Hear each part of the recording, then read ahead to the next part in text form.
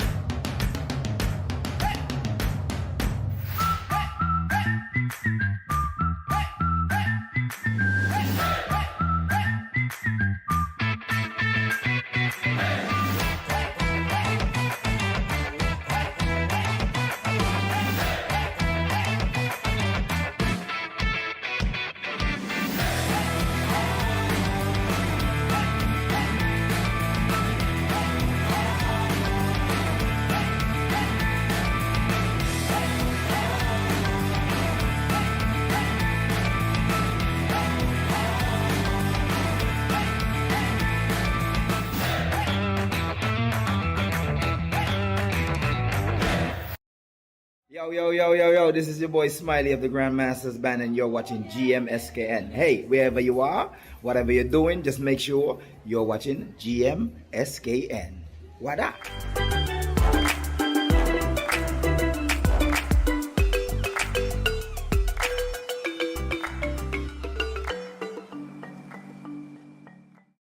Welcome back to Good Morning SKN as we continue now with regional news. Turks and Caicos Islands shine in the U.S. Today 10 Best Awards 2023. This from Loop Caribbean. The Turks and Caicos Islands Tourist Board has announced that 3 entities in the Turks and Caicos Islands have won USA Today's 10 Best Reader's Choice Awards, with an additional 3 being recognized as 10 best in their categories. Winners from the Turks and Caicos Islands were the Royal Turks and Caicos Golf Club, which won Best Golf Course in the Caribbean, the Sands at Grace Bay, which won Best Resort in the Caribbean, and Hemingway's, which won Best Restaurant in the Caribbean. The Conch Shack was voted the 6th best beach bar in the Caribbean, the Shore Club was voted the 10th best resort in the Caribbean, and Grace Bay Beach was voted the 8th best beach in the Caribbean. For the USA Today's 10 Best Readers' Choice Awards, travel experts selected the top 20 nominees in each category and invited the public to vote for their top choices daily. After 4 weeks of voting, the results of the 2023 10 Best Readers' Choice Awards were finalized. All right, great accomplishment for Turks and Caicos. Indeed. Maybe we'll top that list at some point. All right, moving on to the international scene. This from CNN. Buckingham Palace on Saturday revealed details of King Charles III's coronation that will see 3 days of celebrations across the country in which the public will be invited to participate. The coronation will take place on Saturday, May 6th. The coronation big lunch and coronation concert the following day, and an extra bank holiday on Monday. The public will be invited on the last day to join the big help out by volunteering in their communities. Michelle Donnellan, UK Secretary for Digital, Culture, Media and Sport, said in a statement, quote, "Everyone is invited to join in on any day, whether that is by hosting a special street party, watching the coronation ceremony or spectacular concert on TV, or stepping forward during the big help out to help causes that matter to them," end quote. The coronation itself will be a solemn religious service as well as an occasion for celebration and pageantry conducted by the Archbishop of Canterbury, Justin Welby, the palace said. It will, the palace reiterated, reflect the monarch's role today and look towards the future while being rooted in long-standing traditions and pageantry. So the coronation is finally here. And it's happening. I'm sure Prince Charles is happy. So congratulations again, Prince Charles. All right, well, there you have it for the latest for today. We will be back in a moment. WWW, here we go. We will be back in a moment with more Good Morning SKN. Stay tuned.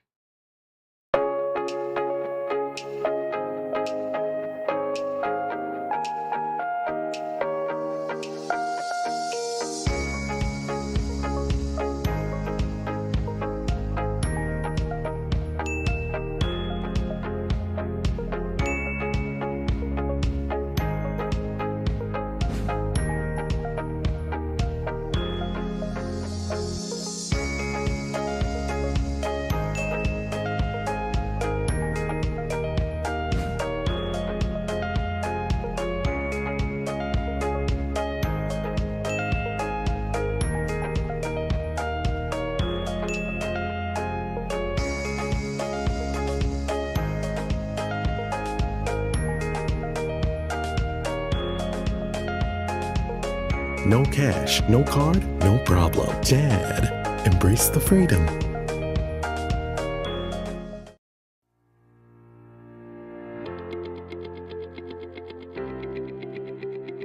Dreamy Decor specializes in flowers for all events, from birthdays to weddings and any other special occasion. What's a better way to express to the people you love than by providing the finest selection of beautiful flowers and gifts? So when you think of flowers, think of us, Dreamy Decor.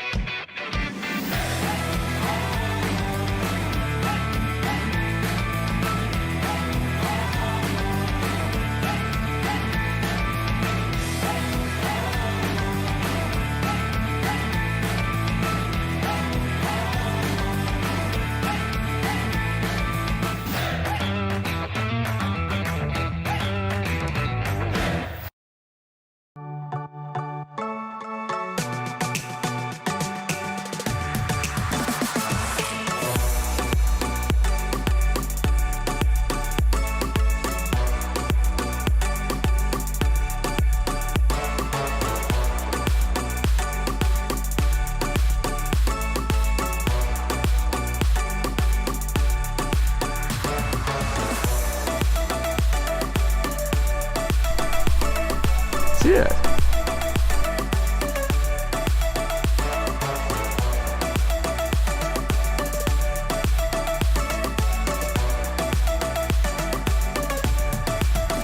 An exotic experience.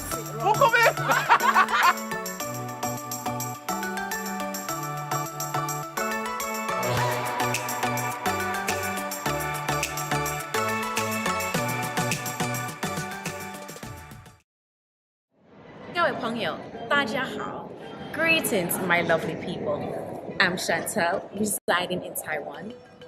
12 hours time difference. It's nighttime here, morning time in SK. I'm busy and on the go. However, I always manage to keep up to date with what's happening in SK. All thanks to Good Morning SKN. Good morning SKN. Ciao, bango!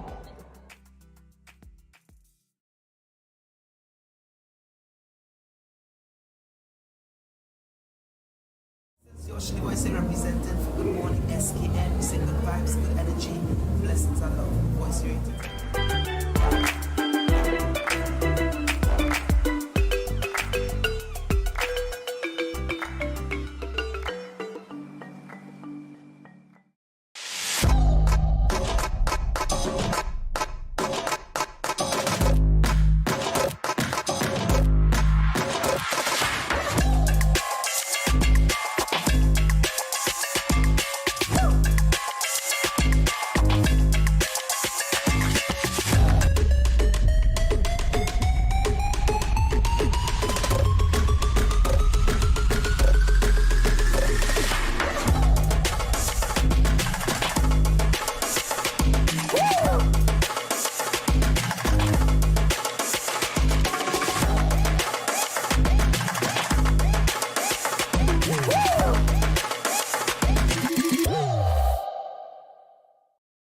Yo, what up? It's your boy and Richie right here at Studio 327. I'm here to give you the promo that you guys need because this is something special for St. Kitts. I'm telling you, tune in to Good Morning SKN, 8 a.m. to 10 a.m.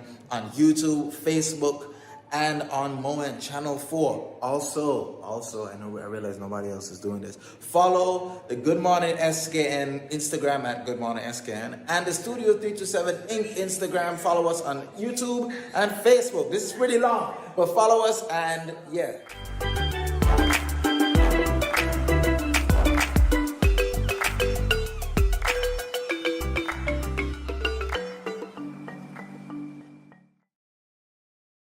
The Ross University of Veterinary Medicine is back again with another contest for Lab Week.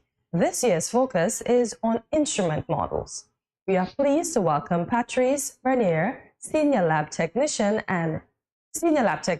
to tell us more about this year's contest. Good morning, Patrice, and welcome to Good Morning SKN. Good morning. Thank you so much for having me. Our pleasure indeed. So a model instrument contest. Why?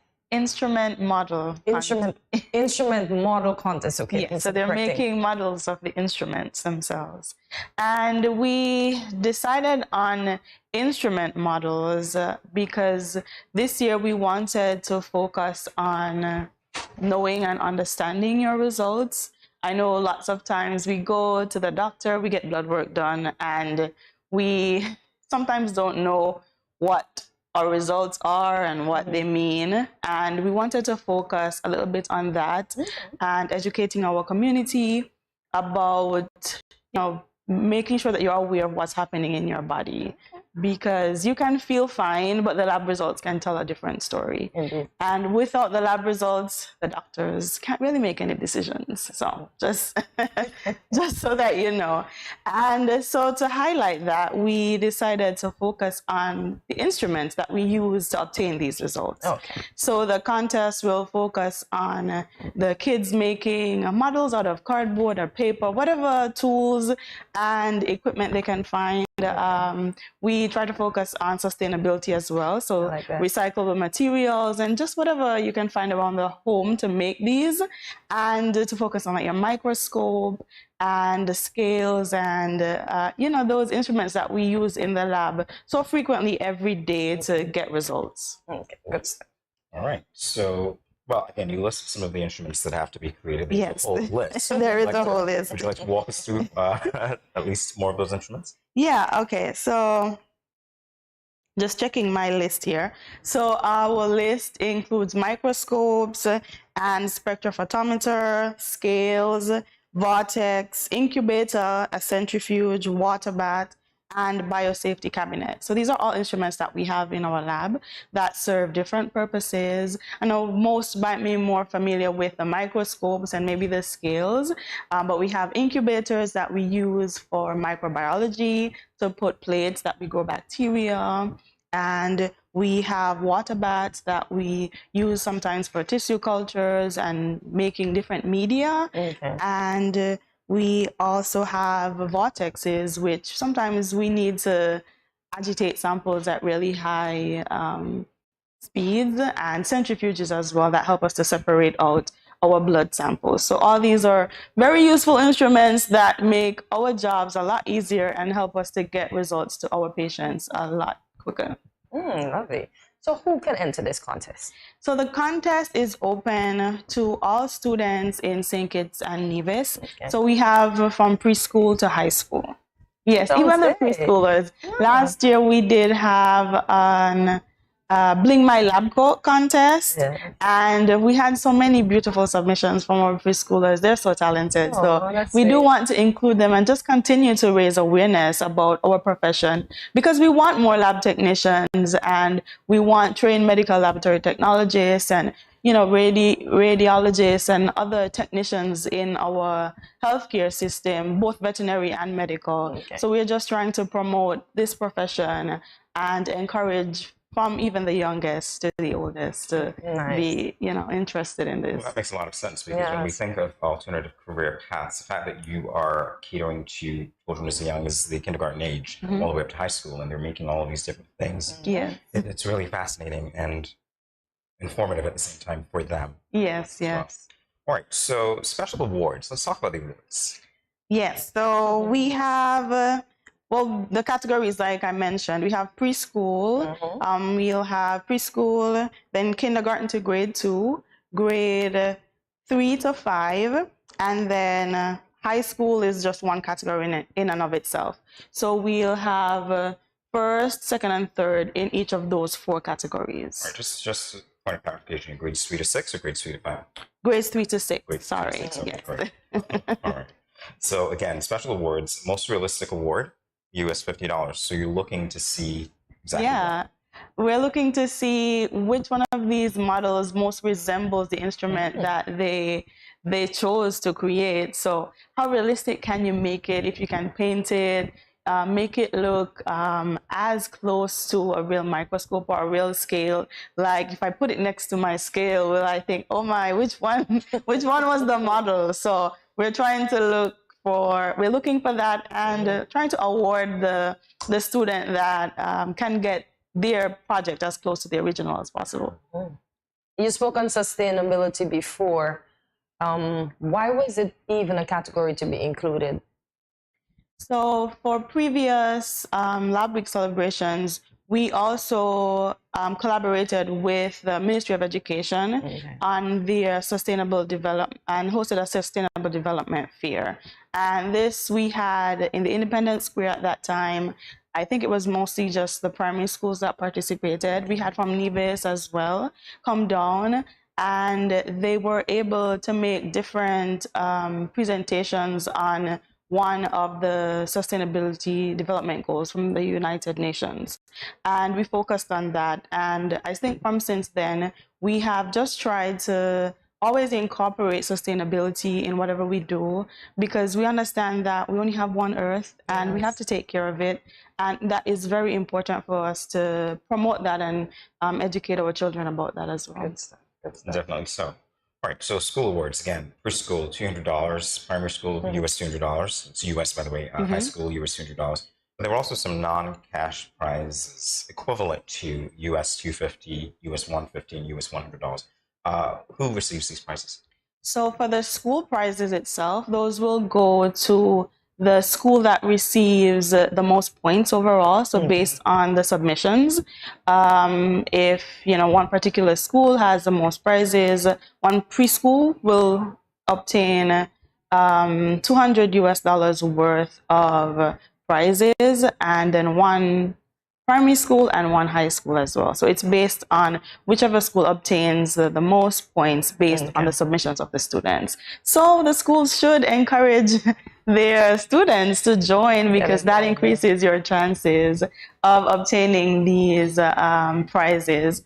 And we understand that the children are doing most of the work with their parents, so we definitely want to reward them handsomely, but we know the schools are always needing resources. And at Ross University, we always try to, especially our labs, to supply them with supplies and give back to the community in that way.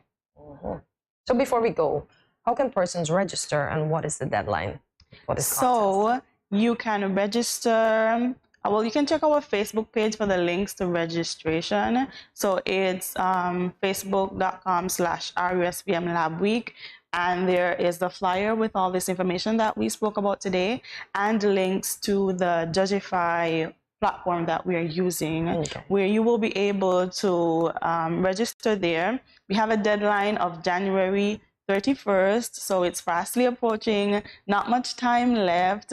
So do make sure that you guys submit your registrations there. It's just to register now, and the submission deadlines will actually be on March 20th. So you do have quite a bit of time still, even just to come up with your idea. So make sure that you are registered.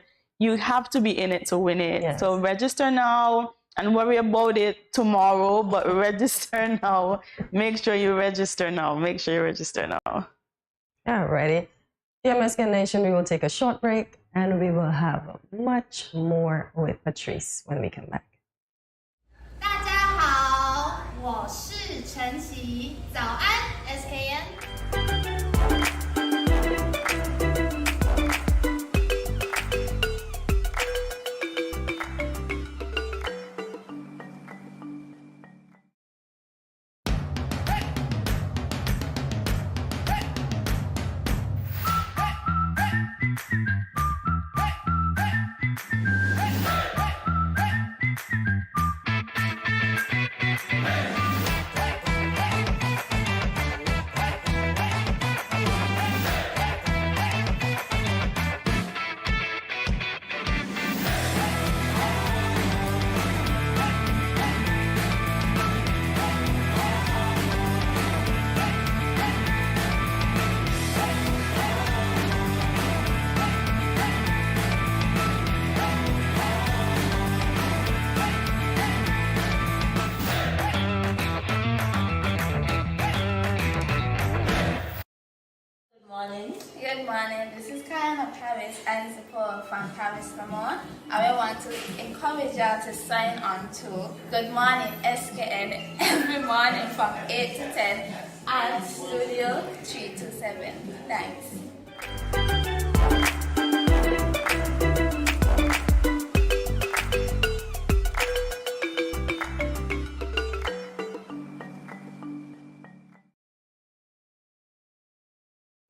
Good morning, SKN. This is Lyrical. I just want to say blessings to you. There are a happy place in the life if you live in there. A happy place in the life if you live in there. Cause them at a happy place in the life. And they can't change. And they just come out here to do right. So whether day or night, they will never ever change. Blessings, blessings, and blessings.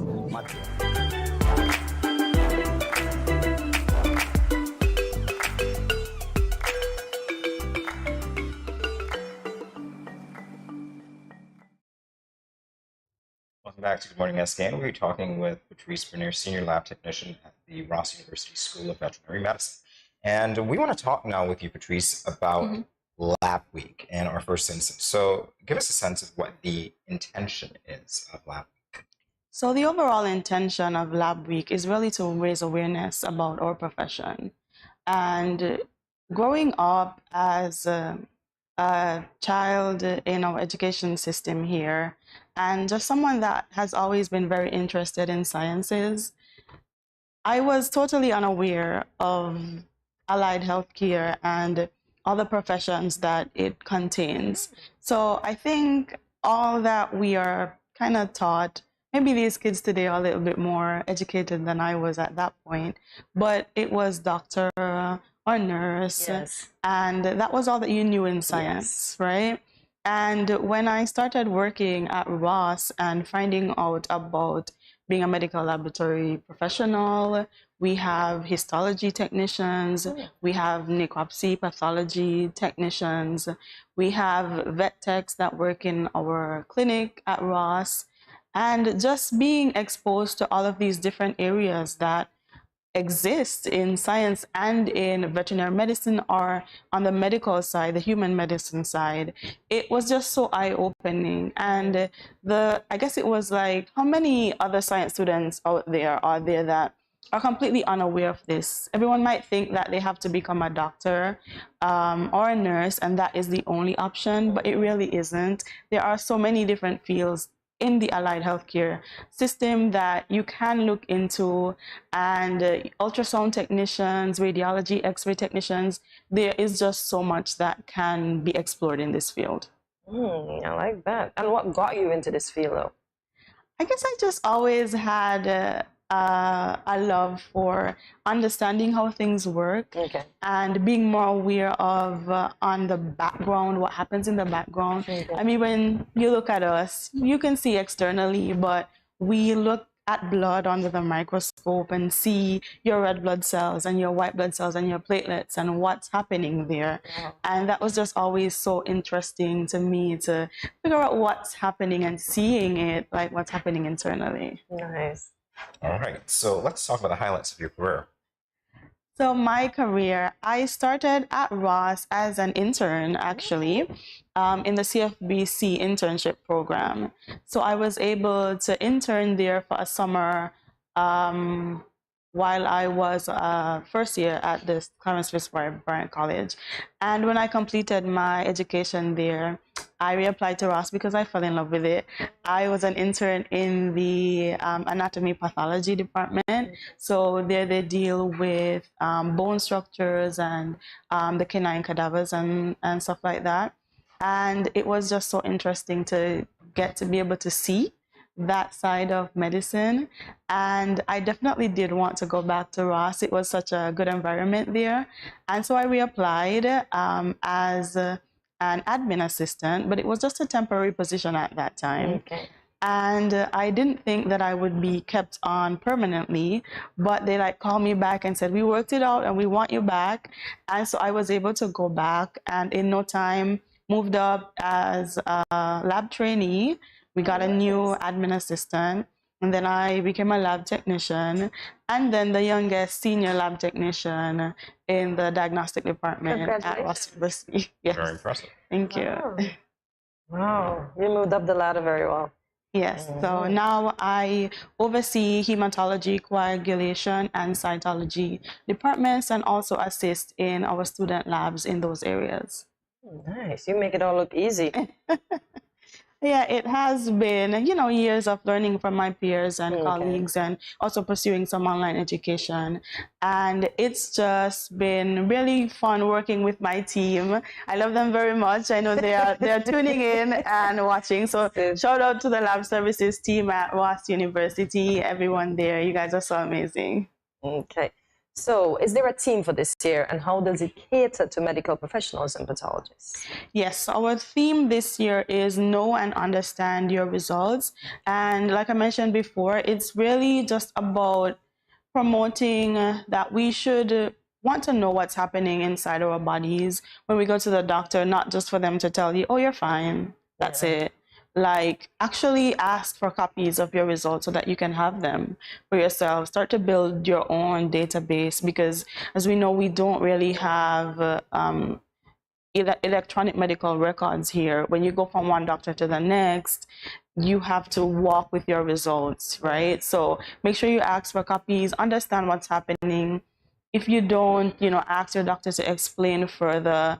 It's your body and your health, and it's really important that you understand what is happening with you. Absolutely right. All right, shifting back to your career for a second, let's talk about some of the challenges that you experienced, if there were any, of course, getting into this field?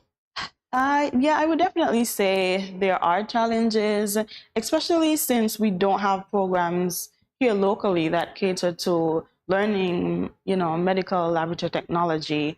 It would most likely be a degree that you would have to pursue externally. And I definitely think there is a lot more that we can do on the local front to cater more to this career and more technical careers in the allied healthcare field. Health is very dear to my heart, not just veterinary, but humans as well. And I think we definitely need to invest on a governmental level more in education around allied healthcare, medical professionals, medical laboratory professionals. Have you managed to get an interview with the Prime Minister to discuss some of these ideas that you have? Well, when he was campaigning, we did have a short conversation, especially about electronic medical records. And so I'm looking forward to see what happens in terms of our healthcare advancement here in St. Kitts, and just seeing where I can assist with that in my career as well. Well, this conversation goes ways to ensuring that some of those concerns that you have could actually be addressed. Yes. So we thank you for coming by today, sharing with us all about Lab Week and, of course, competition that, well, we can't wait to see what the results are. So hopefully we'll talk again. Yes, the results. I hope to be back when we have results and pictures of the contest. And we will be hosting an award ceremony as well. So we should have some video clips and stuff for you guys to share with the viewers after, so definitely check back. All right, thank you, Patrice Bernier, everyone. We'll be back in a moment with more Good Morning SKN. Stay tuned.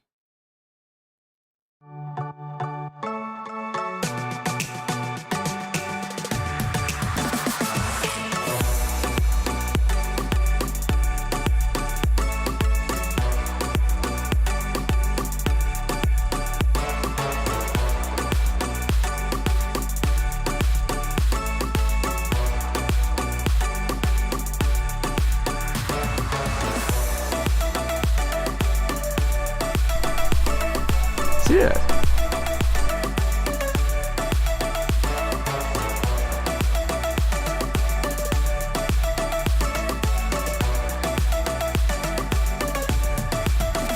An exotic experience.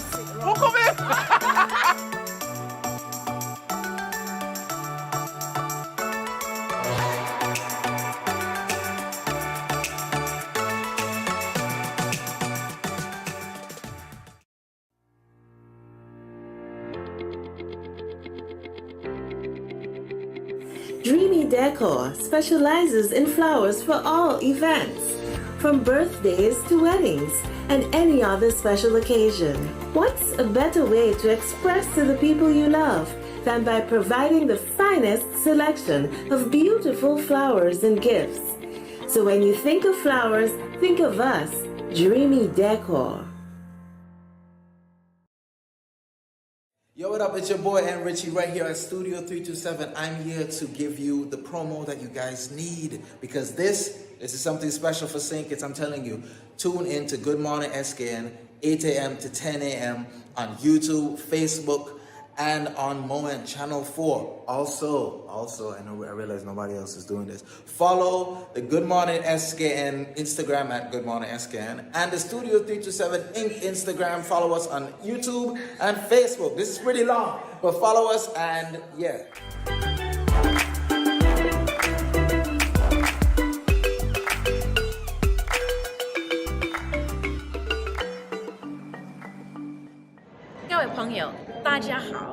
Greetings, my lovely people. I'm Chantel, residing in Taiwan. 12 hours time difference. It's nighttime here, morning time in SK. I'm busy and on the go. However, I always manage to keep up to date with what's happening in SK. All thanks to Good Morning SKN. Good Morning SKN. Ciao, bango! Welcome back to Good Morning SKN. Quotes are major sources of inspiration for many. We can find them in movies, books, speeches, and even in our day-to-day conversations. So in today's edition of Quote of the Day, we will be speaking about a quote from the renowned Nelson Mandela. He once said, and here is the quote, "The greatest glory in living lies not in never falling, but in rising every time we fall." Mm-hmm. There it is again. The greatest glory in living lies not in never falling, but in rising every time we fall. Interesting quotation. Interesting indeed. What do you think about it? I honestly think that we have to fall in life, so it doesn't matter. We will fall. It's inevitable that we will do so. But once we get up, because there is this motivational speaker, Mr. Les Brown, he said once you fall back and you can look up. Also, Denzel Washington said the same thing. You can get up. Yeah. So no matter how many times you fall. Okay, I guess it's a mindset. Yeah. Because there are people who think that falling indicates failure. And there are a few thoughts that come to my mind when I think of that. Falling does indicate that there are deficiencies at times. Mm-hmm. Sometimes you fall not because of something that you've done, but the circumstances around you. At the same time, it would be indicative of failure if that is the final step. So when you think about the errors that if it's, because of your own doing, that led you to fall, then you'd have the opportunity to refine those problem areas to make sure that those weaknesses become strengths. And then you can rise. And in that way, I think that the rising for me is more of an incremental thing as opposed to one swooping motion where it's like, okay, we've risen. It's actually an incremental thing where you're taking these steps bit by bit to make sure that you refine those weak areas, you turn them into strengths, and then you rise. So you're rising the pivot. I like that you, although some persons or some people might connote falling to failure, I like how you didn't make it that way. You just said fall. So we shouldn't look at falling as failure. It's just a stumbling block or a stone in the road. At the same time, it's interesting because it's a little bit of semantics. It's like, what do the words really mean? And the reason I didn't linger on the failure part of it is because it would be a failure if you accept it as a failure. So the question is there a lesson to be learned in falling? What is the lesson that I've learned in falling? And how can I use that lesson to ensure that I rise better from the fall?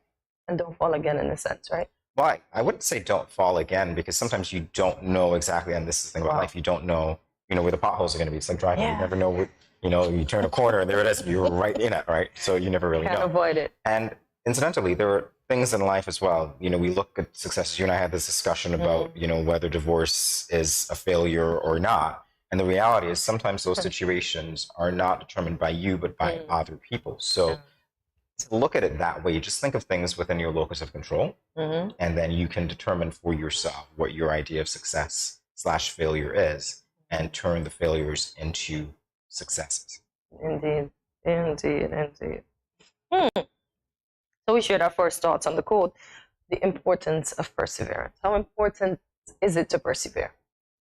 Like I said, it's all about the words and what they mean to the individual, because there are some things people persevere at that they really ought not to. And I'm putting that out. I'm sorry. Come on. It's like the little engine that couldn't, no matter how hard the engine tries. Can we have an example, kind sir? The hill is too steep and you're still going up at 10 miles. Come on, really. You're trying to conquer the situation. There are some things. This is why I say it's a matter of wordplay and what it means to the individual, because sometimes there's perseverance and sometimes there's just intelligence. I know what this is. This is not going to happen. Let me just move on. It's a matter of words. So when I see perseverance, the first thing that comes to my mind is, okay, nobody likes to know that, they've hit a roadblock and they have to turn around. They keep trying, and it's like, oh, this is a story. It's going to be a great story when I tell my friends about this experience 10 years down the road. It's like, I hit this wall, but I never gave up. I never gave up, and I made it over. I threw the rope up. I climbed 100 feet in the air. I did whatever I could. It's like, I was like a super mountain climber guy. Let's be realistic. There are some things that you meet in life that are just indomitable for you, for your particular skill set, for your particular experience. I don't know what it is, but there are just some things that no matter what you do, you just gotta go, let's switch gears. Let's make this failure a success by doing something else, right? So that's why I say it's a play on words for me. But what about you? Indeed. Well, I'm gonna put weight loss on it, right? I need to lose some weight. So I have to keep persevering at that particular goal, as you rightfully said, the context in which the word has been used. So I have to keep pushing and pushing and pushing. Because when I lose 5 pounds, I get excited. I start eating things I shouldn't eat. And then guess what? I put on 6 pounds. So it's the perseverance battle with my weight loss, GMSK Nation. Man, it's tough, but I'm persevering. So that's my importance to persevere, to lose the weight that I would have gained over the years. Yeah. You know, it's, again, perseverance is an admirable trait. It really is an admirable trait. But at a certain point, and this is the message that nobody ever really wants to hear, right? Because you're thinking, this is it, this is what I'm going to do. But let's be realistic. At a certain point, you just kind of go, okay, maybe not today. Maybe 2 years from now. Maybe 5 years from now. I don't know what it is, but whatever it is. That's it. In any event, we all like to focus on the positives, so some of us will persevere no matter what. Hey, well, try to. Personal experience. So, do I have a persevering spirit? I suppose I do. But at the same time, I'm realistic. So this is what gives me that sense of balance, because I don't shy away from challenges, but at the same time, I'm mindful of what I do, so that not only am I growing in those, times when I think that things are challenging, but if it's a little too challenging, then I, let's say, take a step back, reassess, and again, see what exactly it is that I need to do. Because here's the thing about me. I'm giving you all my personal business. Here's the thing about me. Bring it on. I'm actually very calculating in my moves. And so I constantly reassess. And I don't know if it's a scientific part of my personality or whatever it is, or, simple managerial experience, whatever that is. I look at the landscape and I say, this is what needs to be done. Like, I'm a global thinker, and then I zero in. Some people look at, the specific, and then they try to build out. And I'm the opposite. So I can tell you by assessing, maybe we shouldn't persevere here, quote unquote. But what about you? Well, as I said, I persevere. If I want something, I persevere. As you rightfully said, if it's not going to work, then there comes a point when you have to quit.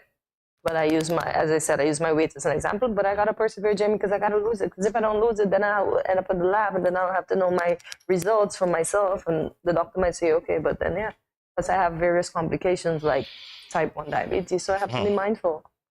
I have to persevere in taking care of myself. A lot of people persevere in a lot of things, like, those people who won't sign the divorce papers. Anyway, we're going back a day or two. We're not going to go there. We're not going to go there. We just did. We just did. That's a fail. That's not. How was that a failure? That's not successful. It's a failure. It didn't work out. You and I disagree. It may be. But it's a failure. It didn't work out. It was supposed to work out until death. That's why you shouldn't do it again. What? Because it was a failure. Never mind. We're moving on. This is sideways. We're moving on. Sidebar here, right? All right. So we know about Nelson Mandela and his story of perseverance. Yes. So the fact that this quote came from him so many years in prison, yet he never lost sight of what he wanted to achieve. His spirit was never broken. Let's put it that way. And there are a lot of people who go through a lot of things. You don't think it was? But he persevered? You think his spirit was broken? I'd say if his spirit were broken, then we'd never know the man Nelson Mandela to be what he ultimately became. Maybe even with the broken spirit, he continued to persevere. Remember, falling. He decided, I can't sit down here. I have to get up. So that's why he pushed on. I see brokenness as very different. I see brokenness as final. Because if something gets into your spirit, it effectively changes the way that you see not only yourself, but your circumstances. And so, to me, the circumstances outweigh the inner drive that once existed. In his case, I would never say that he had a broken spirit. It might have been difficult at times, might have been challenging, but I don't think his spirit was ever broken. Fair enough. Because he persevered. At precisely the point. Precisely the point. Okay. If we could all have spirits like that, that would be great. Although, again, we need to look at the data and see when we should stop persevering. It is, and get the divorce.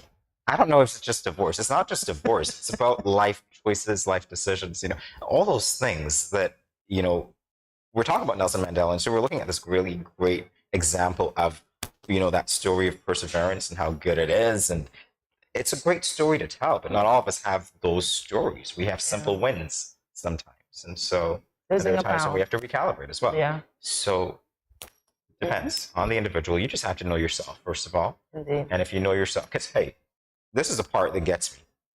There are some of us who are really very good at resisting other people's feedback. That might be good, but guess what? It's not always good. It's not always good. Because if a million people who mean well are telling you X or Y, yeah, of course, you got it. You know what you want, sure. But after a certain amount of time, maybe what they're saying to you might not be 100% applicable to you, might be 10% applicable to you.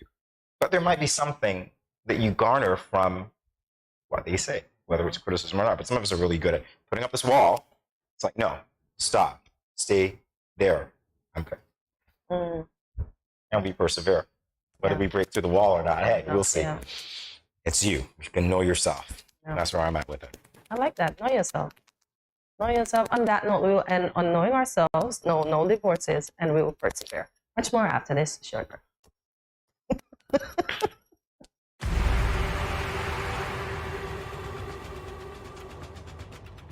What will it take to grab the attention of someone with the power to make your dream come true? 7 hopeful entrepreneurs in search of the finances necessary to take their ideas to the next level. This is their lives, right? This is their business. 4 savvy business owners ready to make a pragmatic investment. You can't help people if you can't help yourself. First, you make the dollar and you give the dollar. Why you take your business offline? I really feel that you need to do a little bit more research. Very knowledgeable. Super knowledgeable. You have a great idea and a great concept. I think you'd be snapped up by Disney. If you have a job someplace, it means that if something is not working, you can walk away. Who will invest? Let's do this. Let's do this. Thank you. And who will be sent home with nothing? I am your host, Kevin Hope.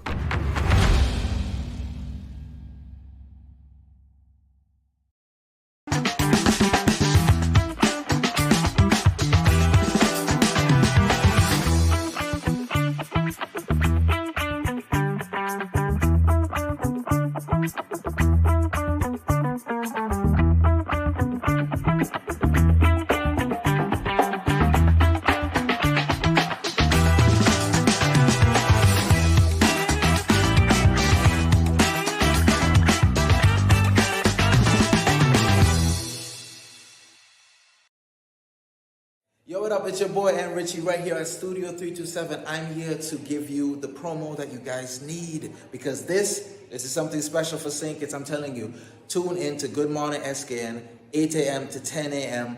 on YouTube, Facebook, and on Moment Channel 4. Also, I realize nobody else is doing this. Follow the Good Morning SKN Instagram at Good Morning SKN and the Studio 327 Inc. Instagram. Follow us on YouTube and Facebook. This is pretty long, but follow us and yeah.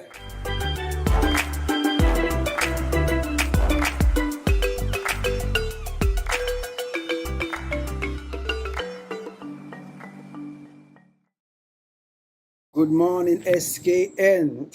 Wagwan. Yo, it's Ben's Lad coming to you live from Jamaica. You see it already. See me, I say Caribbean people stand up and I love this. This show is very important. You understand me? Yeah, man. Studio 327. Ben's Lad. So big up. See me, I say. I'm the whole innocent crew. Yeah, man. More love.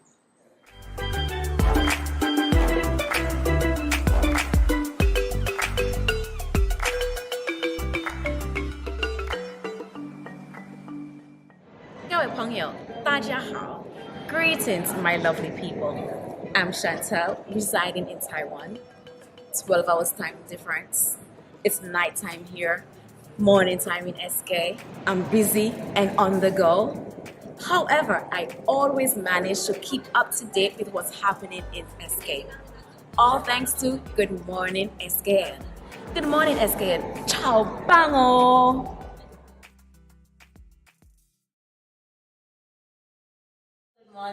Good morning. This is Karen of Paris and support from Paris, Vermont. I want to encourage y'all to sign on to Good Morning SKN every morning from 8 to 10 at Studio 327. Thanks.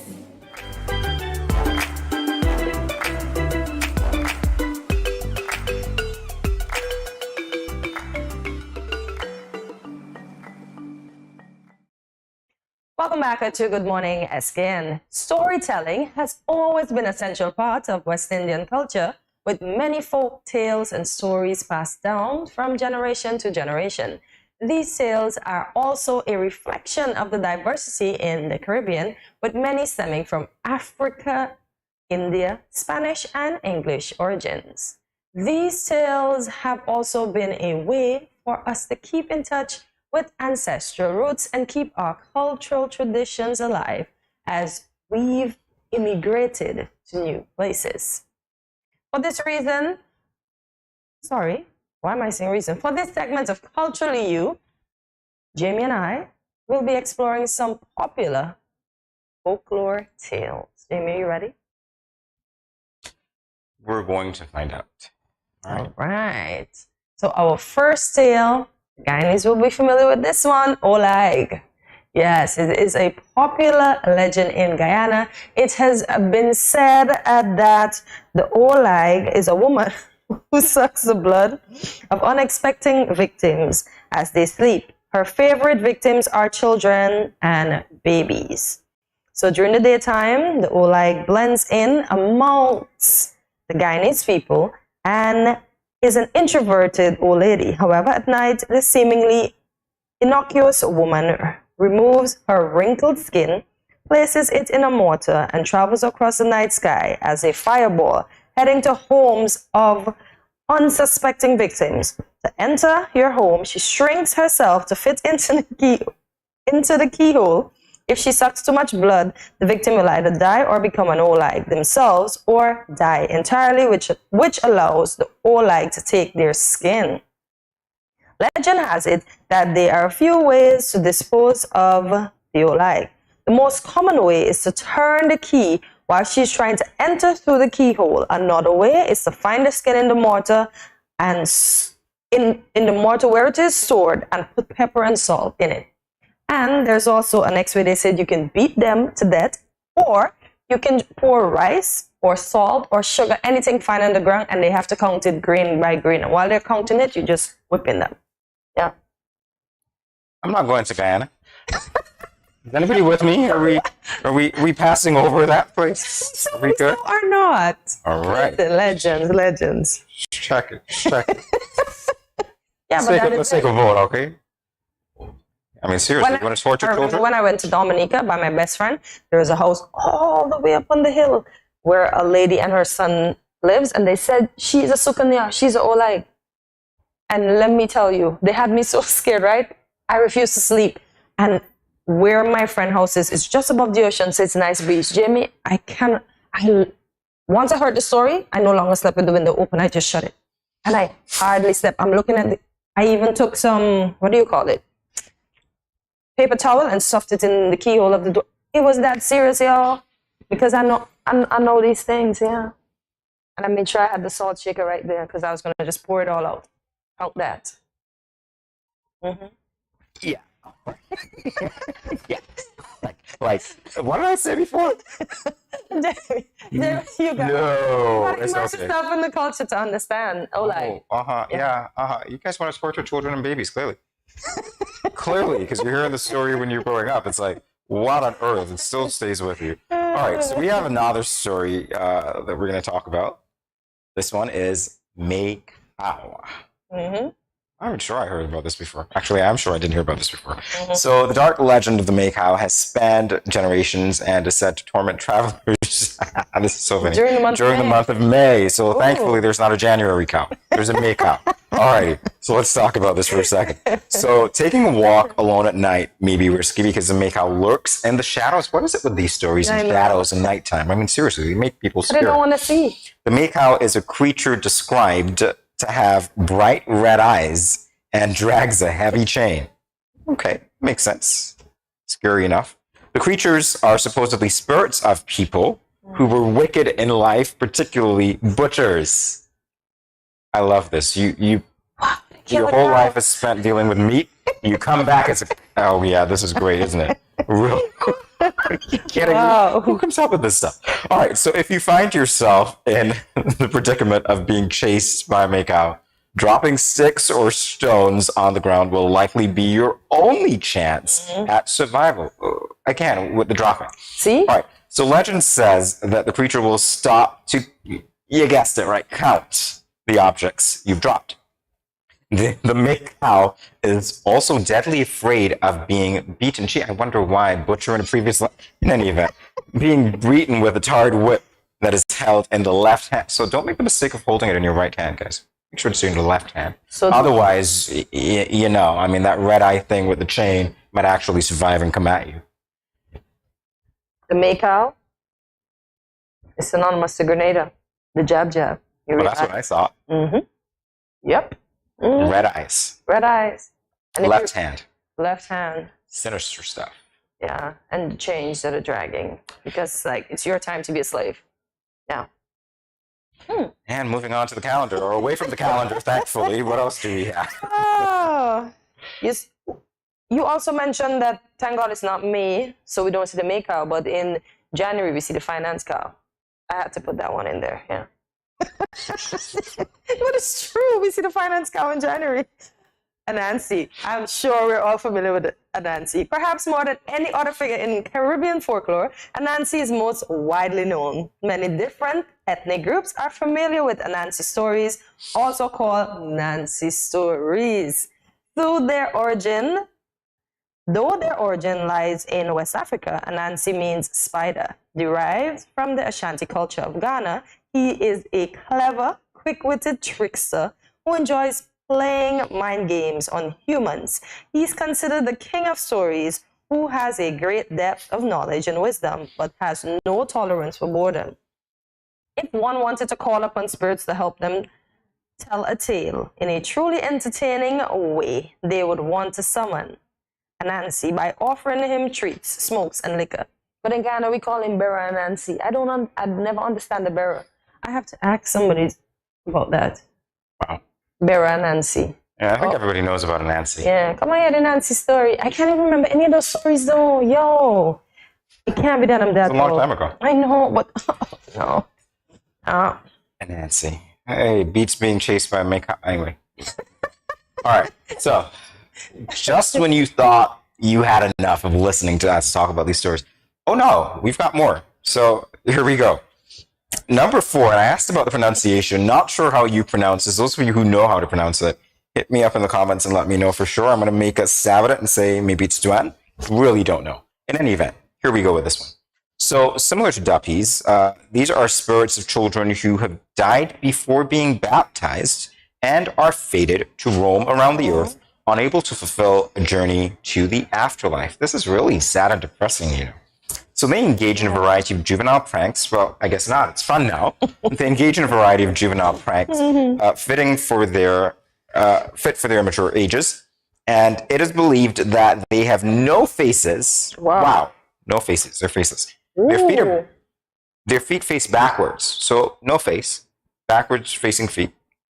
They have large heads, and they wear large hats shaped like mushrooms. I mean, these are really good-looking things. I mean, right? This sounds like a cartoon. So they sometimes wander into homes searching for maternal love. Well, that makes sense. It's a great concept. And can be heard crying from other, well, you know. Have you ever heard anything crying from you? I once worked in a building where people were convinced it was haunted because it used to be an infirmary, and some people still work there. Anyway, convinced they used to hear things walking through the hall. I mean, I worked on weekends as well by myself and so on. And you never heard anything? Listen, I don't remember hearing anything. Of course, I walked with my headphones, and I worked with my headphones, so I listened to music a lot.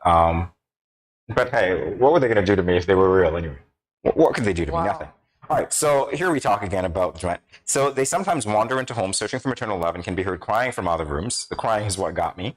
Folklore dictates that parents should never shout the names of their children in public. When they hear the child's name, they will call it out to lure the youngster into the forest and abandon them. Wow. So, anybody ever thought that you heard your name, like just in the middle of somewhere, and you just thought for a second that you heard your name? Guess what? Well, now you know what it is. I'm kidding around. All right. But it's true. Sometimes you're home and you just hear your name and you be like, Mom, you called? No, I didn't. So because you shouted my name, I think it's the old lady that you were talking about on the top of the hill. I think she knew that you were trying to keep her away. She followed you. The old lady? Oh, man. Chickchani is a mythical creature that most closely resembles an owl. Though it is quite hideous, but an owl is not that hideous, only its legs, which I'm still shocked at. It lives primarily in the Bahamas. According to lore, the Chickchani is a 3 feet tall, furry, feathered, and has 3 fingers, 3 toes, and 3 eyes. It's said that should you come across the Chickchani and you treat it with kindness and reverence, the creature will give you good luck. But if you treat it poorly, you'll be cursed with bad luck and hard times. January. For good measure, it's advised that travelers wear bright-colored clothing to bring them luck on the road. Wow. There's a thing in Ghana, they said it's a legend as well, Baku. So it's this short little angry thing that wears combat boots, and somebody said, look, one here. That cannot be right. It wears combat boots, and it lives in bottles. So they say when you see empty bottles, do not pick up the bottle and open it because you're letting them out of the bottle. Yeah. Listen, Ghana had some weird folk legends, still do, but I appreciate the. Does anybody want to take a trip to Ghana now? I mean, after hearing these things, like seriously, does anybody want to take a trip to Ghana? Yes, I got one goer. That's one. Well, you gotta come on, really? Yeah, we know. I got you now. some with connections. Goes without saying. All right, well, this is all the time we have for this today, but I'm pretty certain that there'll be another installment soon enough. And if you guys know of any stories that you want to share with us, hey, let us know. God knows some of us will be sleeping under the covers and putting paper in the doorknob or whatever it is that we do to keep whatever away. Oh, it's a keyhole. Yeah, because remember, they can come through the keyhole. Wow. Overactive imagination, I say. In any event, we'll be back in a moment with more GMSKN. Stay tuned. 大家好，我是陈琦，早安 SKN。What will it take to grab the attention of someone with the power to make your dream come true? 7 hopeful entrepreneurs in search of the finances necessary to take their ideas to the next level. This is their lives, right? This is their business. 4 savvy business owners ready to make a pragmatic investment. You can't help people if you can't help yourself. First, you make the dollar and you give the dollar. Why you take your business offline? I really feel that you need to do a little bit more research. Very knowledgeable. Super knowledgeable. You have a great idea and a great concept. I think you'd be snapped up by Disney. If you have a job someplace, it means that if something is not working, you can walk away. Who will invest? Let's do this. Let's do this. Thank you. And who will be sent home with nothing? I am your host, Kevin Hope.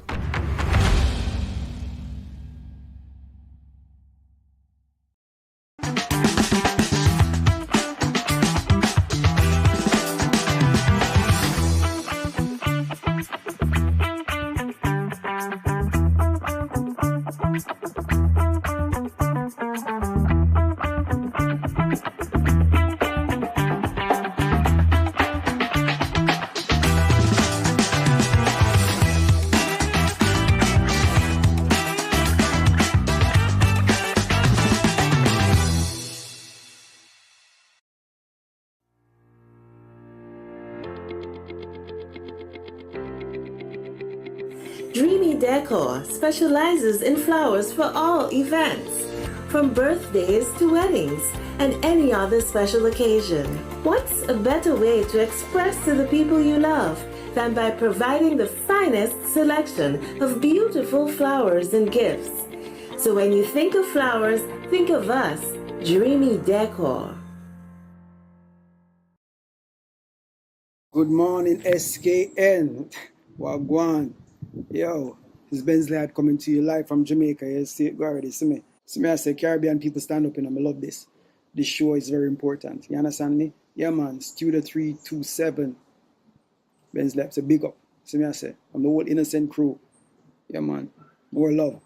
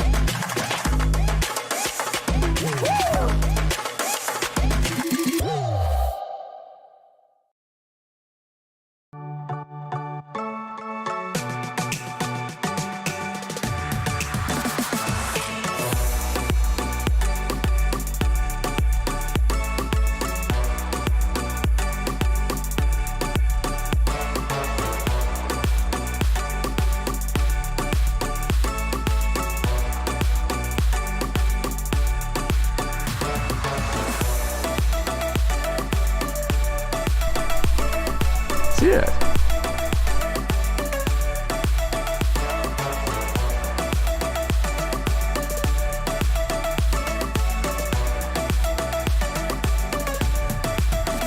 An exotic experience.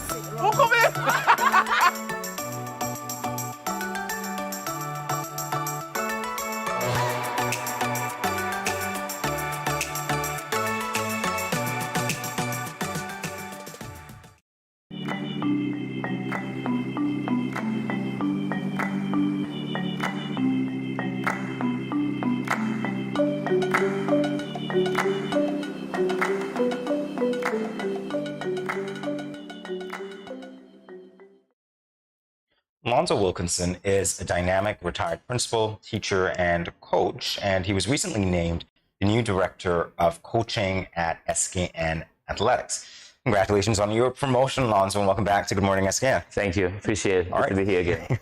Great to have you here as well. So how exciting is this for you? Oh, it's very exciting. I'm looking forward to building track and field in St. Kitts and take it to a different level. Okay, good to know. In your bio, it says retirement. From teaching. But not athletics. No. From teaching. I was a teacher for the past 35 years. 35 years, Yeah. Wow. So, What got you into teaching, though? Well, it's a long story. I really wanted to be in ag science, farming, creating. And then I realized sometimes you have a goal in terms of producing things. And I realized it wasn't planned, it was children. And so I realized I was developing children to a level, and I was in farming, but in a different type of farming. It's a children culture. Yeah, Like that. That's how I looked at it eventually. Yeah. And 35 years is a long time. And you don't look it, to be honest with you. Not at all. Seriously. Not at all, guys. Thank you, appreciate it.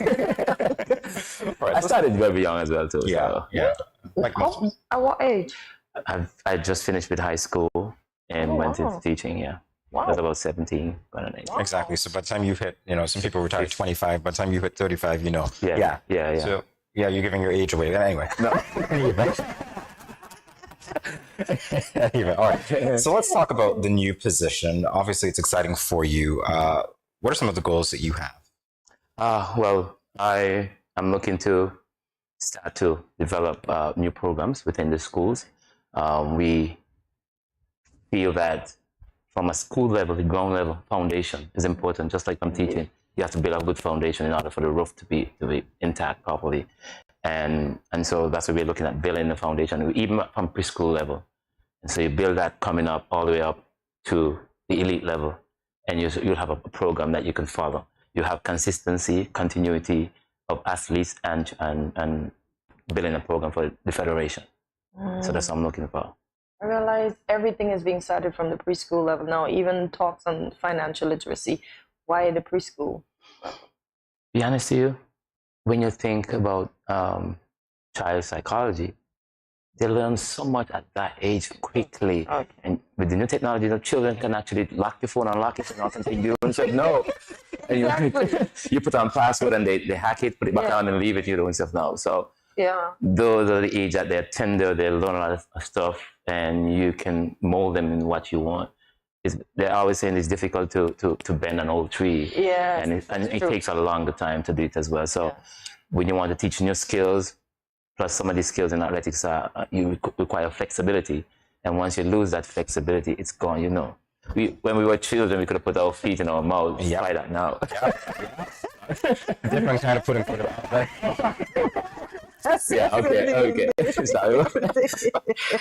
Different kind of deal. Definitely. All right, so let's talk about some of the specifics. Organizing training camps, is that something that you're planning to do? Yes. Training camp is key. And what I have to do first is one, look at my resources and what's available. And so I need now to reach out to coaches, see what level they're at, see who is coaching, who is not coaching, get them back in the system, maybe even get newer ones as well. I think that's one of the most important thing, because people move up, people move on. And so the thing is to get new coaches in the system. One thing I'm looking at is to start educating at least one person, all the primary school and preschool, at some level of coaching kids athletics and start there. So when you have their school sports there, the preschool sports there, they have an idea in terms of what skills to pass on to the children and move from there. So that's what I'm looking at. So it's a whole foundation, not just athletes alone, but coaches. And people, fail to think that you could deal with the athlete, but if you forget the coaches, then there's going to be a gap. Just like with teaching. The laptop for the children, you have to get a laptop for the That's a sore point from you. So if you help the athletes to develop, the coaches are needed. Yes. I can't cover all those areas, so I have to ensure that I have a staff and person who would help me with that program. So it's a big task, non-payable, but I love sports, and so it's something you love. And when you love thing, it doesn't feel like a work. It just feels like it's passion. Yeah. And it drives you. Yeah. That's it. So you also have the pleasure of dealing with competition or liaising, I should say, with competition and division athletes at home and abroad. Yes. So one of the things is we have athletes out there in college. We have elite athletes out there who are training. There are some athletes out there who maybe have grandparents from St. Kitts that we are not aware of. So my job is to go and seek those persons. Yeah, because we're small in terms of population, some people are overseas. And in order to maybe to build a good team, you have to find out who's out there, who's available, track them on the college level, say, hey, that name sounds familiar. I wonder if this is his son, grandson. And then you find those person, you pull them a part of your team and you develop that team. I remember this Bridges Lawrence, he was in the States, he used to play American football, we won in track. And we actually got him a part of our relay team, and it helped our relay team to move forward back then. Because we needed that fourth person to finish that team. When you say team, just for Olympics or otherwise? Team in general, whether it's Carifta, whether it's Leeward Islands, world level, Olympic level. Olympic is the pinnacle. The pinnacle of level that we need to go to.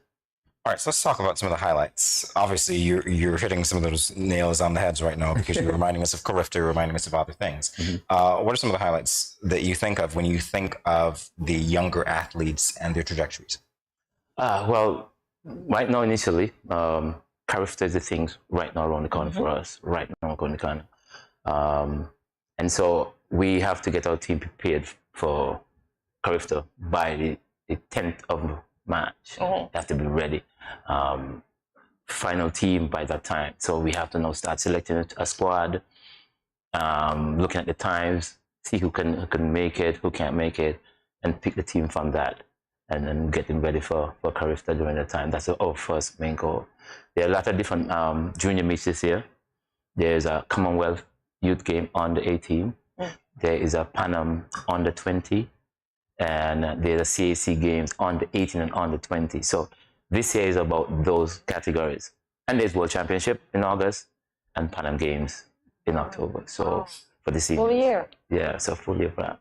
And then next year, Olympics. Olympics. Right around the corner, yeah. Oh, so you've got a lot of work to do. Yeah.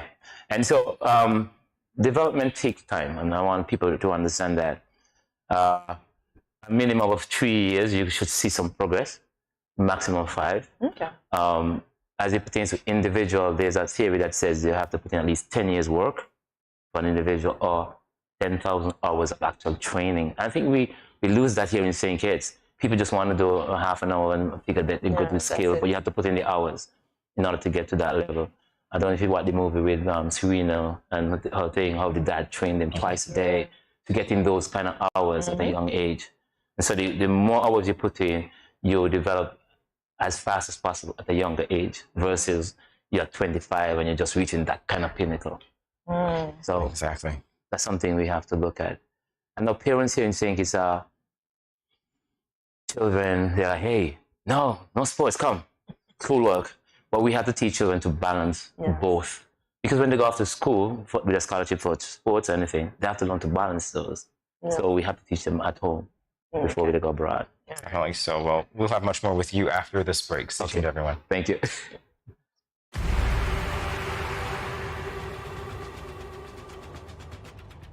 What will it take to grab the attention of someone with the power to make your dream come true? 7 hopeful entrepreneurs in search of the finances necessary to take their ideas to the next level. This is their lives, right? This is their business. 4 savvy business owners ready to make a pragmatic investment. You can't help people if you can't help yourself. First, you make the dollar and you give the dollar. Why you take your business offline? I really feel that you need to do a little bit more research. Very knowledgeable. Super knowledgeable. You have a great idea and a great concept. I think you'd be snapped up by Disney. If you have a job someplace, it means that if something is not working, you can walk away. Who will invest?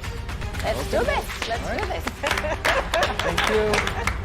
And who will be sent home with nothing? I am your host, Kevin Hope.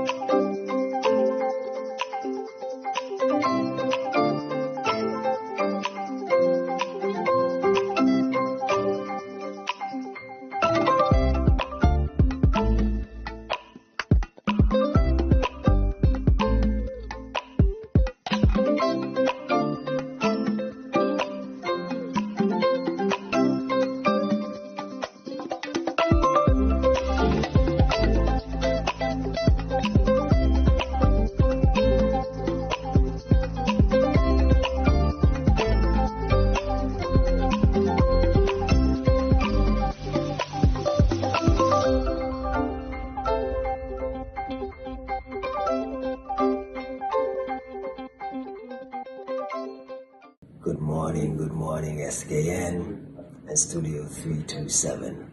This is Tal Batiste, one of your biggest fans. Just you're doing a lot of things well. Keep on that trajectory. Greatness, greatness, greatness.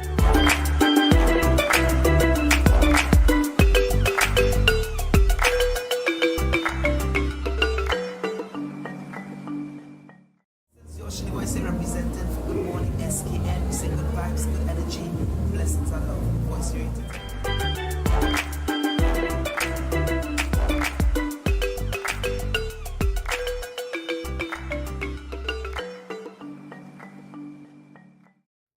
Welcome back to Good Morning SKN as we continue our engage in discussion with newly appointed, should I say that?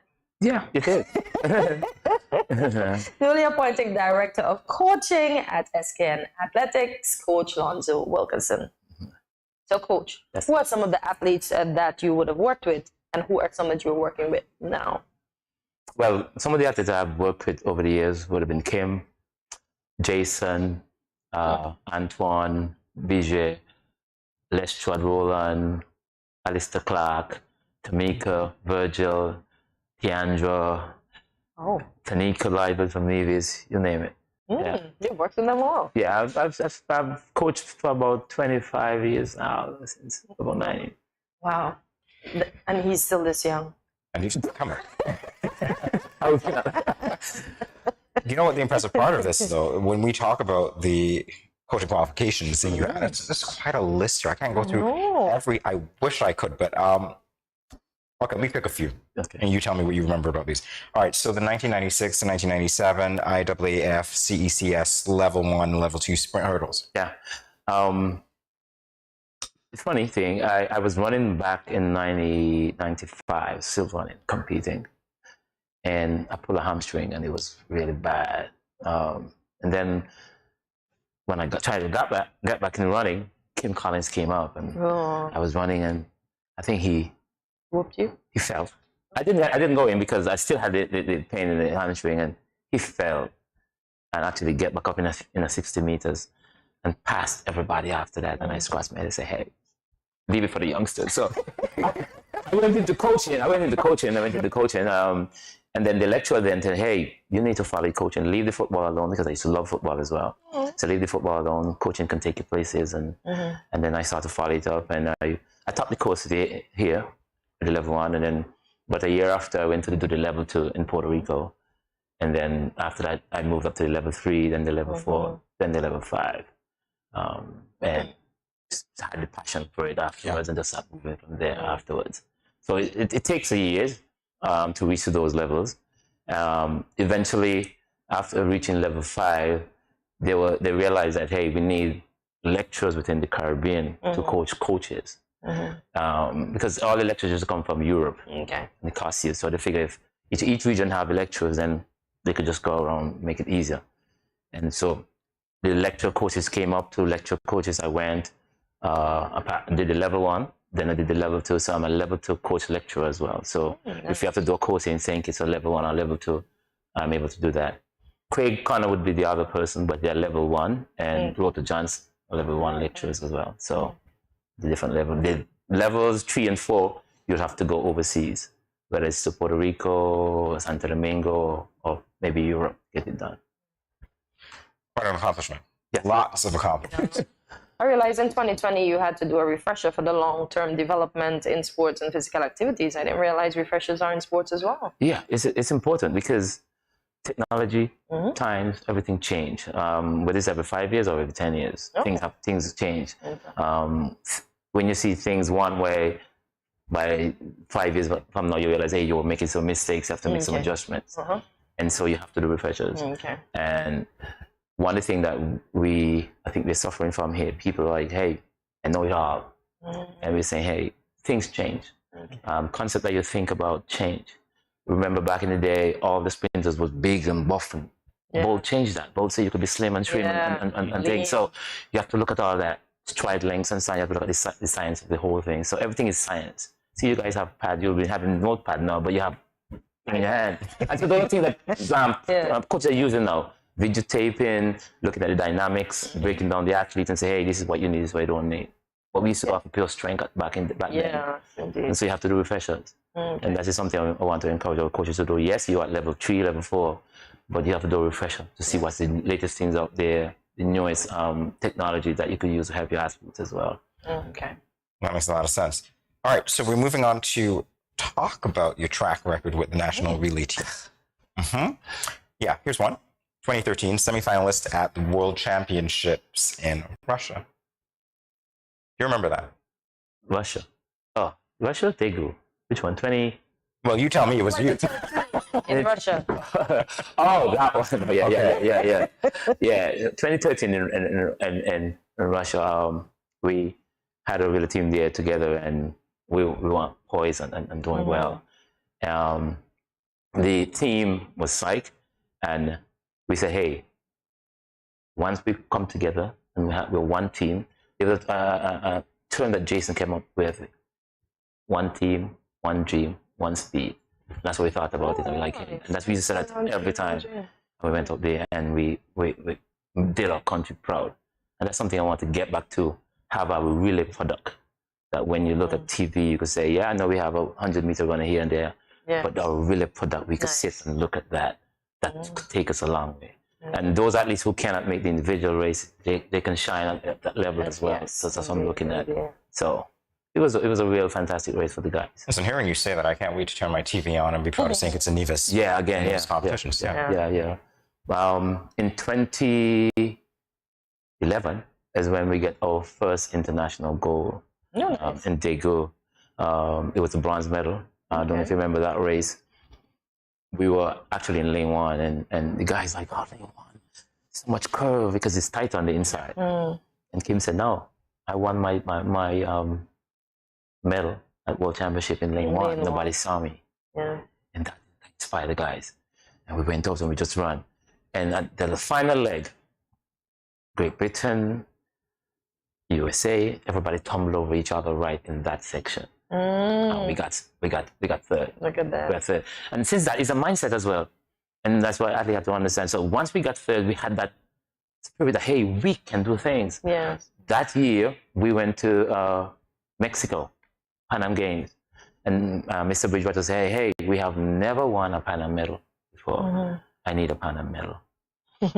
Came over with us, and he ran the 100 meters. He came second. I think he pulled a hamstring, so he was off the team. Because he was what we needed to make that happen. And we just shifted the team a little bit, and we actually got second in the thing. We came second to Brazil. America came third. And so it was a big achievement for us. And from that, we just started moving on from there. Nice. Yeah, and by 2012, We went to England for the Olympics. We got to the semifinals, but we had our national record was done that time as well. So even though we didn't get any medals, we had a national record at that time. That's good. Listen, I'm excited about sports, just listening to you, honestly. I'm very excited about sports. Well, you know what? I mean, our conversation is to know you, Dan, but in your position as director now, what can the public expect from you in our final moments? Well, in our final moment, the first thing I have to look at right now is our character squad. I have to get that ready. It's kind of late, but better late than never. And I want to get our squad together and make sure that we have our best team that we could put forward. We have a few athletes that are overseas that are character age, and so I'm looking at those already. We have a former athlete, I don't know if you know Marvin Bennett. He has a son that is running real well, and so we are looking to incorporate him in the team as far as possible. And any other athlete that is out there that could be part of our team. We are ensuring that we have athletes from Nevis and St. Kitts at the same time, and give everybody a fair opportunity to make the team as far as possible. I've selected the coaches already to work with the team. And so as soon as possible, hopefully by next week, parents will be informed that your child is part of the squad, send them to train, and we move from there. And then after that, we would look at the other games coming up. But one thing I really want to start to look at for this year would be the development of athletes and coaches, start getting them to some level of coaching. And so start our program now. The next 3-4 years, we could see that reward. The other thing that I've started, because of the passion, the real team, I've spoken to our association and in conjunction with the Olympics, and try to rebuild that 4x1 team that we had back then, and see if we can get that product going as far as possible. We still have Jason running, we still have Lestrade. I know Anton have retired. I'm hoping maybe if he's still running, because the last time Kim had retired as well in 2000, and I'd asked him to come back, and we thank God bless his soul, he came back and he worked with us, and we did well. So that's what I'm looking at as far as possible. Like I said, I'm excited about where sports is going. So Alonso, thank you for coming and speaking with us. Congratulations again. Thank you. Appreciate it. Positions, and we're expecting new position. We're expecting great things. Yes, definitely. Thanks a lot. A lot of excitement here. All right, we'll be back in a moment with more GMS SKN. Everyone, stay tuned.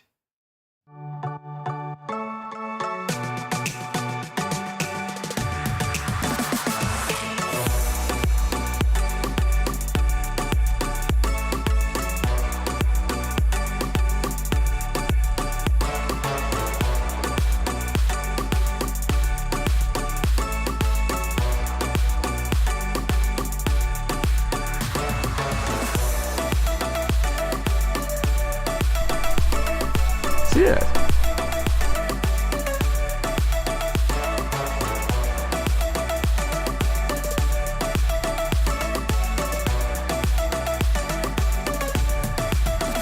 An exotic experience.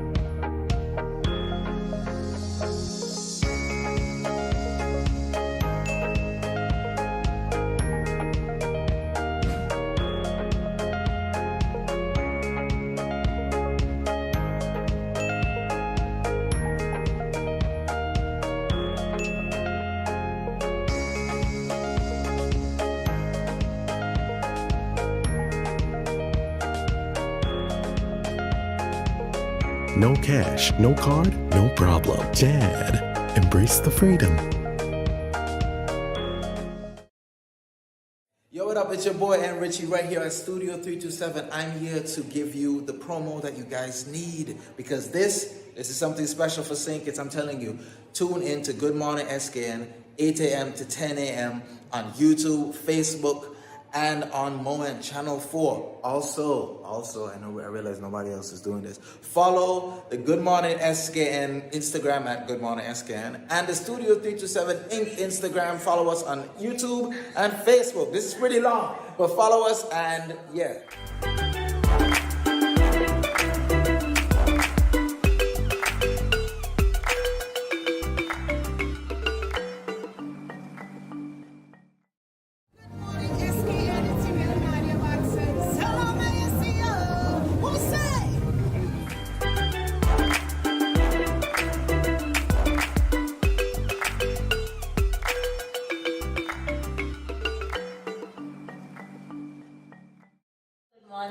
Good morning. This is Karen Paris and support from Paris, Vermont. I want to encourage y'all to sign on to Good Morning SKN every morning from 8 to 10 on Studio 327. Thanks.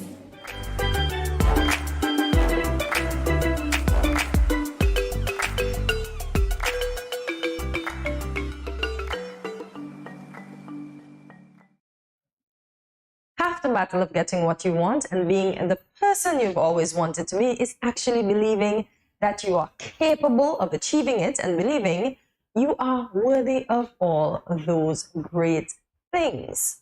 Here are some tips that you can use to manifest the future you want.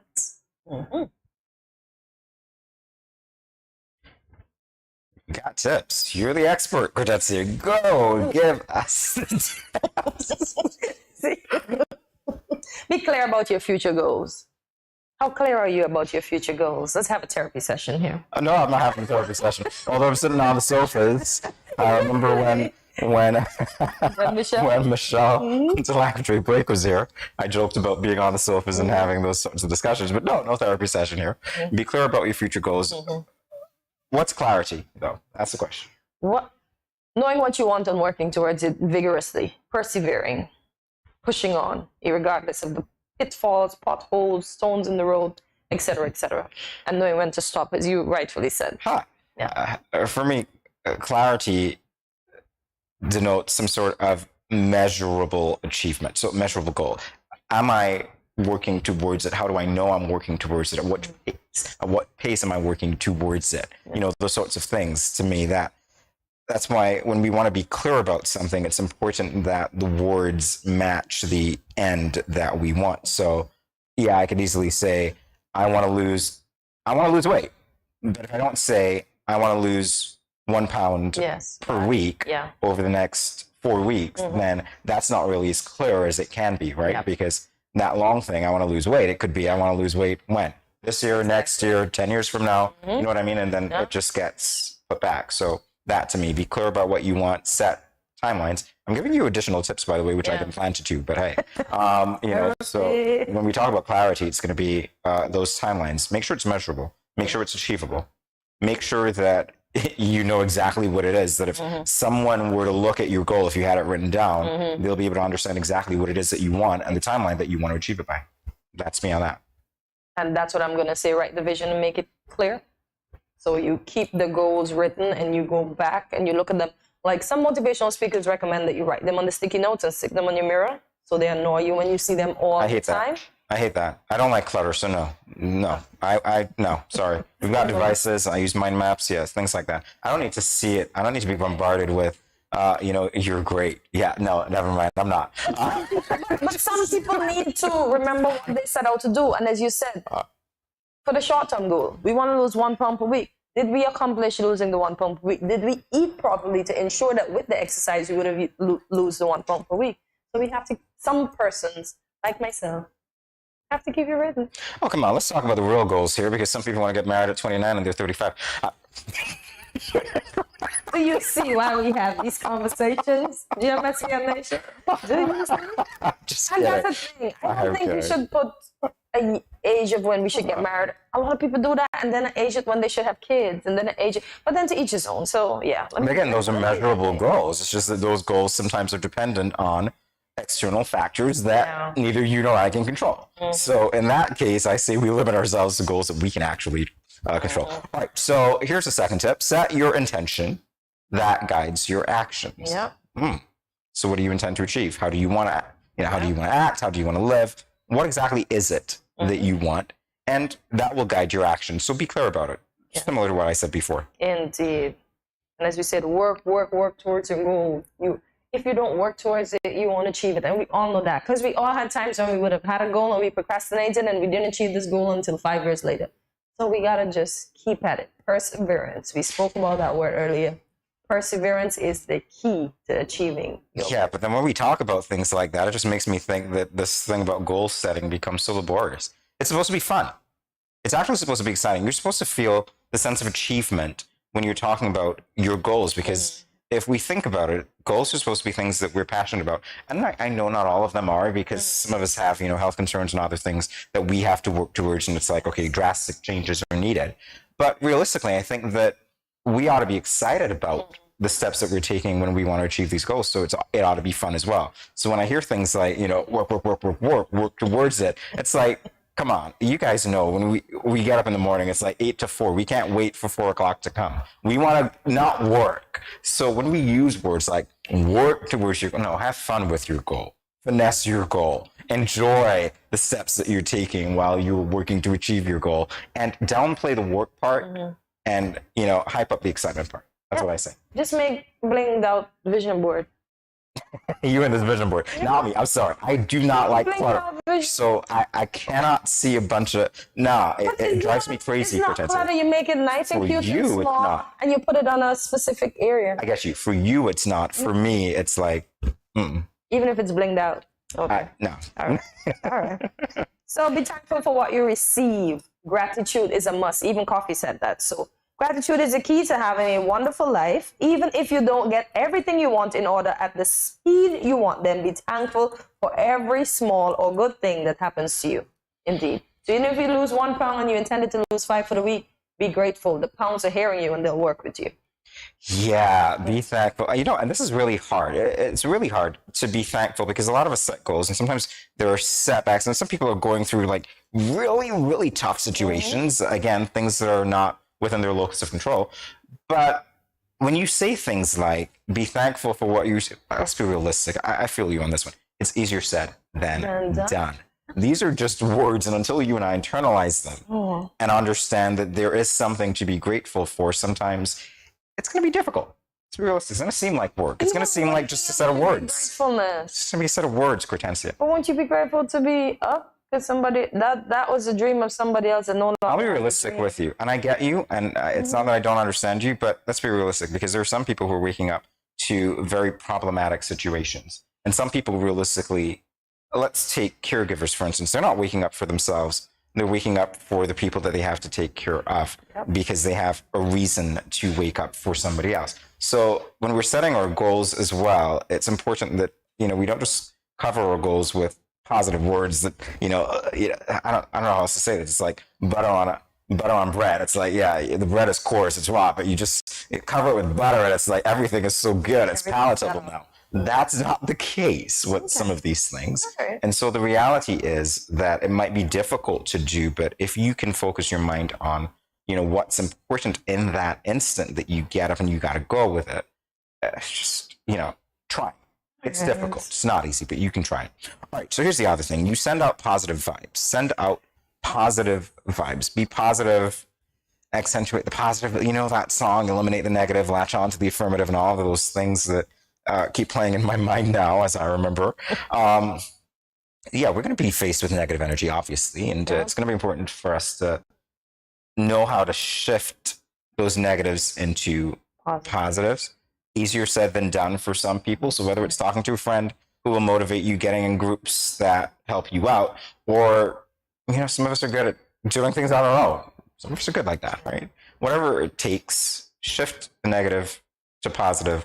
Easier said than done, I know, because honestly, as I'm speaking to you now, I feel like these are just words on a page for some of you, even me. It's like, send out positive vibes. It's easy to dish out advice when you don't know what people are going through, isn't it? Yeah. It's like, just relax. Just do, come on, really? Don't tell a person who is depressed that they can get over it, because you don't know what they're going through. Don't tell a person who is mourning, it's going to get easier.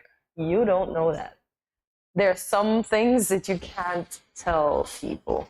So I understand where you're coming from. So as you said, be cheery around them and try to offer them positive vibe, and don't in turn expect them to immediately gravitate and take up this positive vibe. Here's what I say. Yeah. Negativity could be a good thing.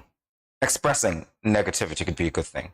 Because a lot of times we're told not to be authentic with our feelings of negativity because it's bad to be that way. Yeah. And we never work through those feelings to then get to a place where we're positive, because we're simply suppressing our negative feelings because we're told, oh, that's not how you should go about it. No, let it out, deal with it, move on.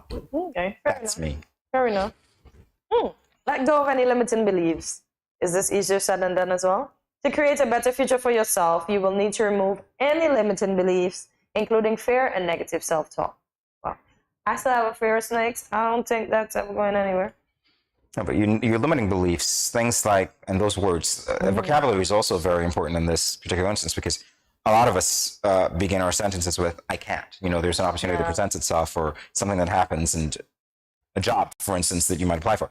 I can't do that, or I'm not good at that, or they will never pick me, or, you know, those sorts of things are limiting beliefs, and really they're entrenched into our personalities. We spend years talking to ourselves like that, so it becomes easy and automatic for us to do that and default to, I can't. Shift it. Apply everything else that we've said and be like, I can. Or better yet, ask the question, why can't I? Why not? If you can't answer those questions, well, hey, why not? Why can't I do that? No. As I say in my wisdom years, sometimes I like to say, I don't know. And then I catch myself and I say, I don't know. And then I continue my sentence. There you go. So, yeah, limiting beliefs, honestly, it's interesting for me because, you know, Lonzo, who was just here, we worked together for a little bit of time. And as a teacher, you get to understand that when you're working with students, there are limitations sometimes that they have. There are limiting beliefs. And you've got to find a way to shift their perspective. They say things like, this is hard, I can't ever do this.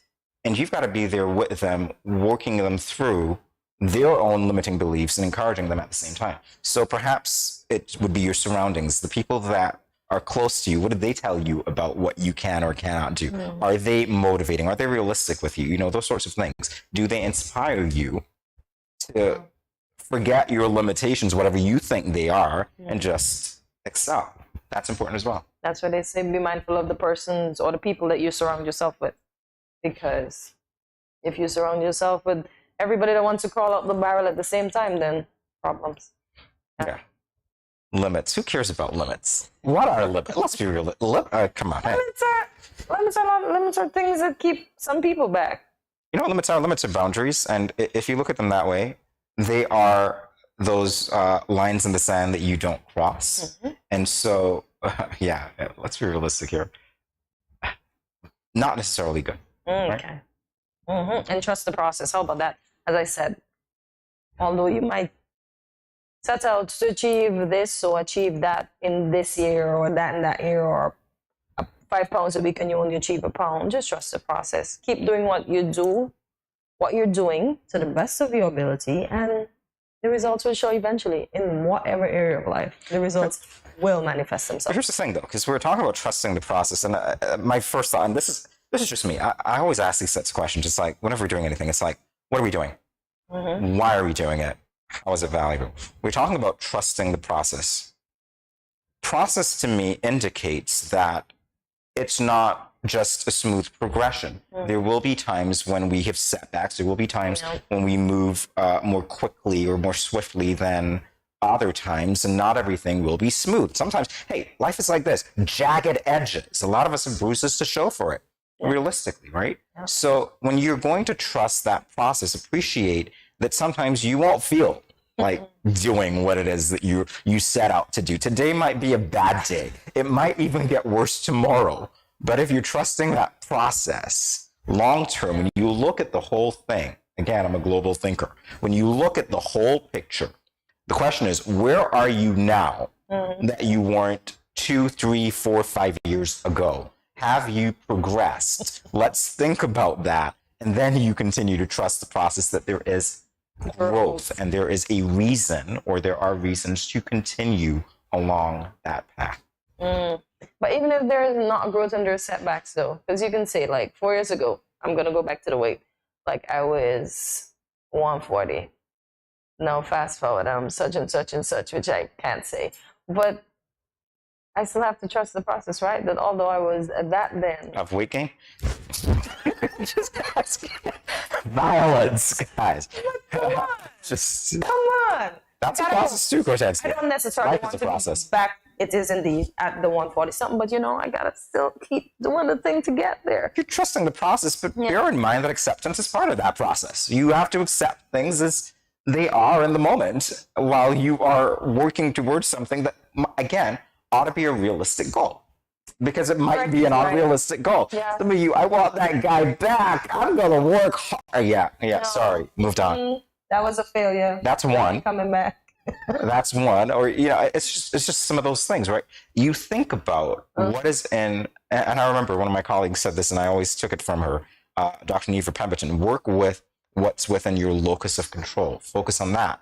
It's important to do because there are certain things that are outside or beyond your control. You can't control those variables. Work with what you can. And what that requires is a sense of dynamism because as you continue to work on you in a changing environment, you're still going to have to respond to external factors that affect what you do in any given moment. So think about what you can control, what's in your sphere of control.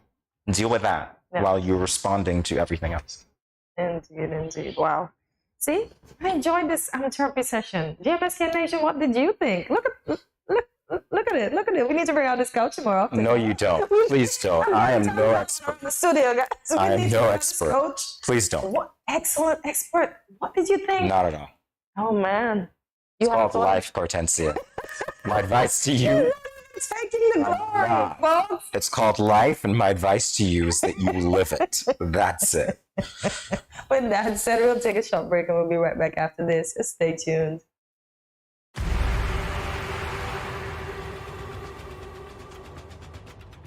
What will it take to grab the attention of someone with the power to make your dream come true? 7 hopeful entrepreneurs in search of the finances necessary to take their ideas to the next level. This is their lives, right? This is the 4 savvy business owners ready to make a pragmatic investment. You can't help people if you can't help yourself. First, you make the dollar and you give the dollar. Why you take your business offline? I really feel that you need to do a little bit more research. Very knowledgeable. Super knowledgeable. You have a great idea and a great concept. I think you'd be snapped up by Disney. If you have a job someplace, it means that if something is not working, you can walk away. Who will invest? Let's do this. Let's do this. Thank you. And who will be sent home with nothing? I am your host, Kevin Hope.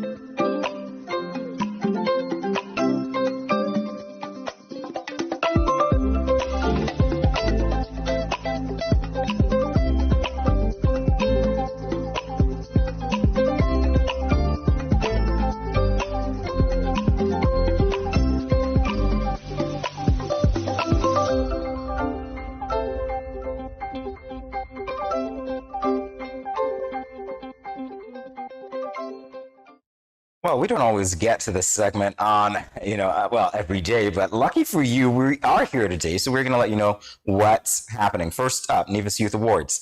So the Youth Impact 12 Awards continue. It's that time again. Can I say it like the people actually meant it to be said? It's that time again. Yeah, there we go. So it's the open call for nominations for the Youth Impact 12 Award. So the areas of nominations are January, Youth and Entrepreneurship, March, Sports Excellence. So, did I read that right? Go back, please. Let me check that again. So, Youth and Entrepreneur, so it's by the month, right? So, January, Youth and Entrepreneurship, February is Youth and Technology, And in March, it's Sports Excellence. Okay, so now we've gotten it. So the deadline for February's nominations is January 27th, 2023, and the deadline for March nominations is February 24th. Visit the Nevis Department of Youth's office to collect a form to nominate an outstanding youth that you know.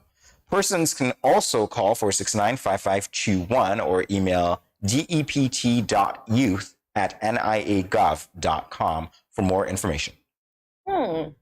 Up next, an international music camp. The renowned international music camp is being hosted. The renowned international music camp is hosting.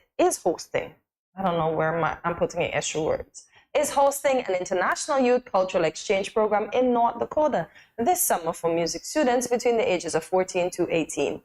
The Ministry of Youth Empowerment will be selecting 2 students between the ages of 14 to 18 who are outstanding in the field of music for this rewarding opportunity that covers the areas band, musical theater, choir, piano, guitar, jazz band, vocal jazz, and orchestra.